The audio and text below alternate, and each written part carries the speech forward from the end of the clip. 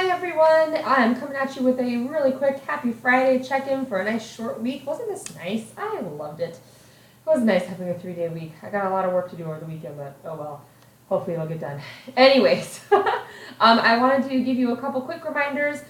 Next week, the online learning lab is closed. It is closed all week at both locations, only because we have fast track finals and midterms that we are proctoring at Barry Goldwater, and so teachers will not be able to cover the labs for you. So just know that if you try to show up for a lab, you will not be able to get in.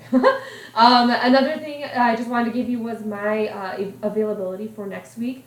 I will be at Barry Goldwater. This is kind of the cool thing, is I'm kind of offering like an extra lab day on the side.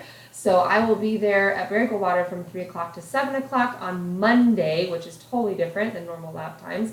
So I will be in the online learning lab there. And then I also have Wednesday by appointment from 11 to 2 o'clock. So please make an appointment with me so that I don't run out and grab lunch or something like that. Or most likely it's Wednesday, so usually by then I need an extra caffeine pick-me-up.